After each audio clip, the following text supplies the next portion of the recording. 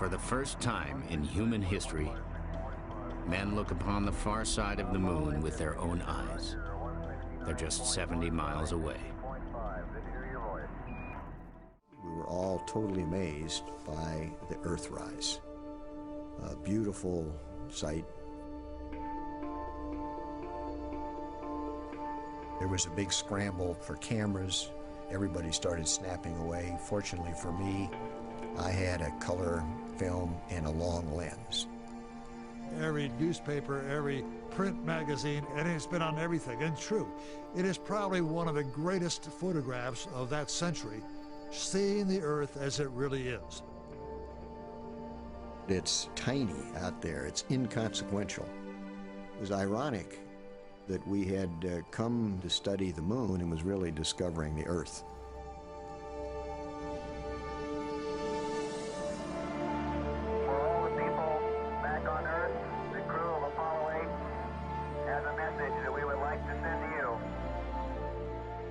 Just prior to Christmas Eve, we read from the first few verses of the book of Genesis.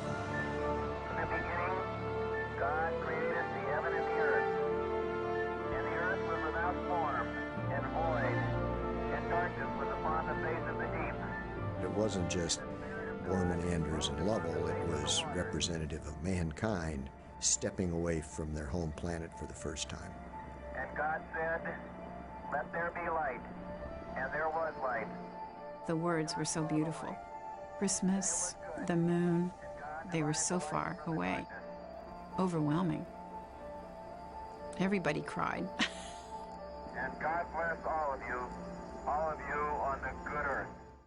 It's a Saturn V rocket, a model of the rocket that gave us the last big headline of that troubled year, 1968. Just in time for Christmas, the rocket took 3 Americans to the moon. Half a century later, as we conclude our series on the year 1968, Lee Cowan takes us back. Although the moon seems ever so familiar, we're really barely acquainted. Only a few souls have ever ventured there and back, and of those who have, fewer left. Bill Anders, though, is one of them. I'm Bill. I'm Lee. Hey, Lee, good. So nice to meet you. Still flying high at age 85. Well, I figure I'd keep flying as long as I can crawl in them. To look an Apollo astronaut in the eye, it's hard not to imagine what those eyes have seen. Anders especially. 50 years ago this week, on Christmas Eve no less, he and the crew of Apollo 8 saw our home as no human ever had, like a holiday ornament hanging over the moon. It was ironic that we'd done all this work to come and explore the moon, and what we really discovered was the Earth. The year was 1968. Little seemed right with the world that Christmas. War, riots, assassinations. The mood was hardly festive, says the author of a recent book on Apollo 8, Jeffrey Kluger. This was a year of sorrow, of suffering, and of massive bloodshed. And then at the end of the year, we had this moment to do this magnificent thing. It was serendipity saying, humanity, you guys deserve a break. Make the most of it. The launch was set for just 4 days before Christmas. The command module that sat high atop the most powerful machine man had ever built looked tiny then and still does, where it sits at the Museum of Science and Industry in Chicago. Jim Lovell sat in the middle seat. I suddenly found myself 360 feet high, and I looked down below, and there was the news media people coming in to park their cars. It was still dark. And I thought to myself, they're sending me to the moon. The engines are on. 4, 3, 2, 1, 0. My biggest remembrance about Saturn V was the noise. Oh, and there's the rumble in our building. There's no way that you could simulate or train for the noise that beast put out. This building is shaking under us. All right, you're looking good. Apollo 8's commander, Frank Borman, knew this would be a mission full of firsts. Man is farther away from home than he's ever been before, 100 times farther away. If everything went right, mankind would never be the same. But to Borman, only one first really mattered. What I wanted to do was go to the moon and come back alive, because I knew that would beat the Russians. We're looking forward now, of course, till the day after tomorrow when we'll be just 60 miles away from the moon. Happy birthday, Mother. So everyone, the Russians included, was glued to their black and white TVs. What do you have today, Bill, for dinner? Although it seemed like we were right there with them, Chicken and gravy? Apollo 8 was really very much alone. I could put my thumb up to the window and completely hide the Earth. Now you have to think about that. Over 5 billion people. Everything I ever knew was behind my thumb. Did you guys say anything to each other? I mean, this was the first time mankind had ever left the Earth's pole. I think that was the least of our worries. I guess that's true. After all, they weren't just going to the moon, they were going to orbit it 10 times. But then, it actually happened. Welcome from the moon, Houston. On Christmas Eve, that lonely, barren place got some human tidings of great joy. We're like 3 school kids looking into a candy store window, watching those ancient old craters on the far side slowly slip underneath us. But describing what they saw proved almost as hard as getting there. Do you remember what you said? Well, I said that it looked like dirty beach sand. A very whitish gray, like dirty beach sand. That's how I described it, thus gaining the wrath of poets worldwide. You know, could he have done better? Probably. They really didn't need words in the end. As it turned out, a single photo would do most of the talking. Oh my God, look at that picture over there. Wow, that's pretty. Problem was, they had precious little film on board, and what they had was supposed to be used to take pictures of the moon, not the Earth. Hey, don't take that, it's not scheduled. But Anders did it anyway. That wasn't in the flight plan. He was right. Hell with that, you know. And here was a beautiful shot. Hand me a roll of color quick, will you? Man, that's great. Known as Earthrise, it became one of the most reproduced images ever, in part because no other photograph summed up our place in the universe, our small place at that, quite like this. This was just a beacon of hope as well as awe. It pointed the way toward a new understanding of who we are as human beings. Even for a brief moment. Even for a brief moment. For environmental crusader Al Gore, that image was proof of just how fragile our world is. It's the spirit behind the climate change exhibit at the American Museum of Natural History in New York. And it's the centerpiece to almost every climate presentation the former vice president has ever given.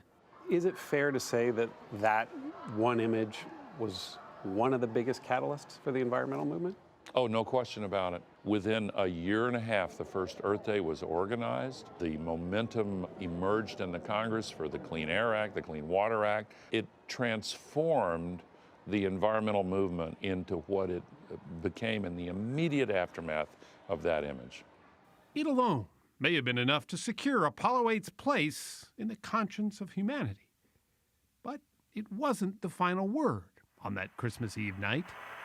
The crew of Apollo 8 has a message that we would like to send to you. Do you have any idea, though, how many people would be listening in and watching? Well, we were told that we would have the largest audience that ever listened to a human voice before. But what to say?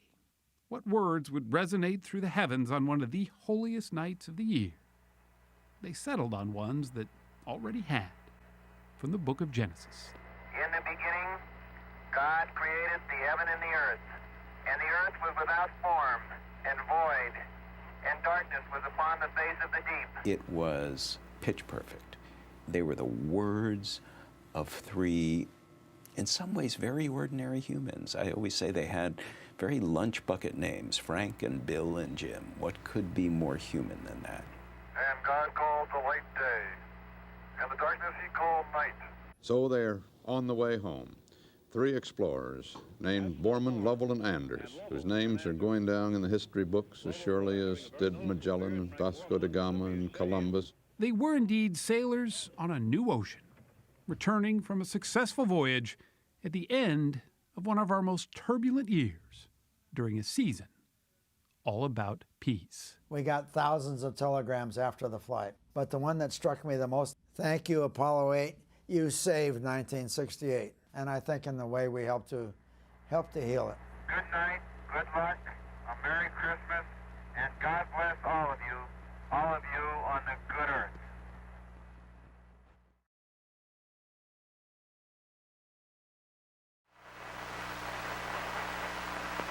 We are now approaching lunar sunrise, and for all the people back on Earth, the crew of Apollo 8 has a message that we would like to send to you.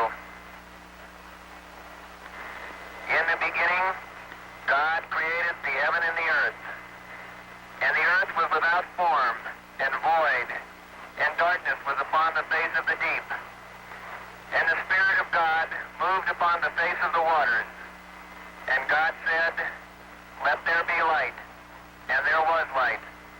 And God saw the light, that it was good, and divided the light from the darkness.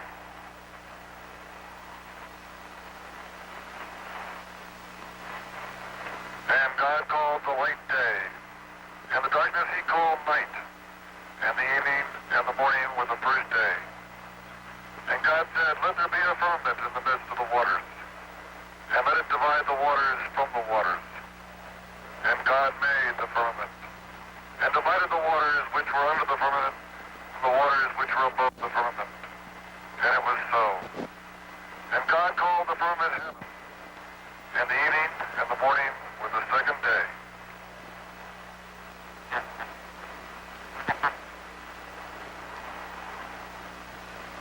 And God said, "Let the waters under the heaven be gathered together into one place, and let the dry land appear." And it was so.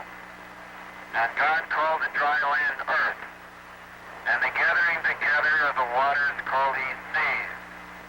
And God saw that it was good.